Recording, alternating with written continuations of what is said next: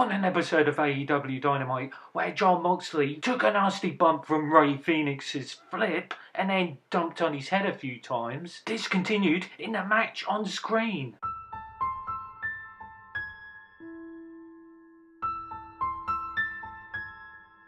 Toni Storm did a rope DDT assist on Saraya twice.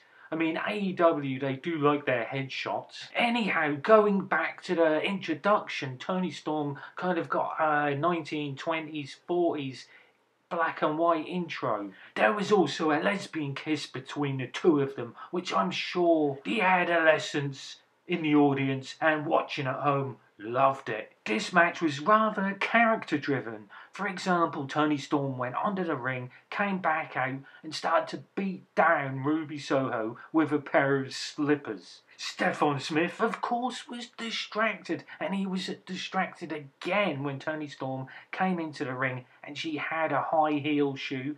It tucked into the back of her trunks. She used it on Saraya, but Saraya kicked out. Then Ruby Soho, in another part of the match, gave Saraya the spray can. And then Saraya hit Nightcap, but Toni Storm kicked out. Eventually this match, which didn't have that much wrestling from Saraya in it, not a criticism, just an observation, ended when Toni Storm missed a hip attack. And again Saraya hit Nightcap. Should have gone a bit longer, but meh.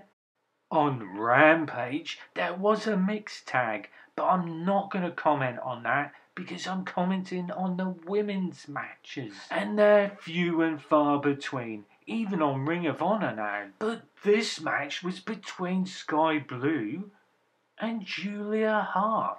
This started up with a standoff. Well, like Sky Blue was mimicking Julia by taking her hat off the same time Julia was. Another gem is Ian Riccaboni is on commentary.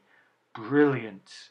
Also, the House of Black have an amazing gimmick and Julia Hart excels at it. For example, Julia Hart did a superplex on Sky Blue from the top turnbuckle, and Julia Hart just hung there upside down from the top turnbuckle, but it transitioned into a moonsault press. But we can't forget Sky Blue, because when you want a job done well, anyhow, she did a really nice roll-up bridge. Anyhow, it ended with Julia Hart submitting Sky Blue through the Heartless. But after the bell, Julia put back on the Heartless.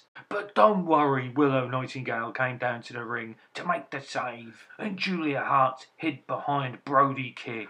By this, I think that Julia Hart's next victim is Willow Nightingale, setting up her feud for the TBS title with Chris Statlander. I liked everyone involved in this match. The women definitely need more time though. Their own internet show? Maybe. On Collision, what did we get? Did we get a 6-person tag team match, a tag match, or a battle royal showcasing every woman on the roster? No. We got a rush job for the feud between Julia Hart and Chris Statlander. Commentary informed us that backstage Willow Nightingale had the black mist spat in her face by Julia. But there was no videotape evidence, unlike at Wembley. Unfortunately for Kiera Hogan, this was a squash match. Julia did a standing moonsault on her and then tapped her out via the Heartless. And after the bell, Julia put the Heartless back on. This led to Sky Blue coming down to the ring, but Julia was hiding behind Brody King, only to spit the mist in Sky Blue's face. Then Brody King cut a promo on behalf of Julia and said it was 25 win streak. But then again, the commentary said before this match started it was 25. So did commentary get it wrong? But I'm not saying Brody King got it wrong. Then Julia said, "The house always wins." It was a good week for women's wrestling. I'd just say go watch Athena on Ring of Honor. She's brilliant, and if you made it this far, thanks for watching.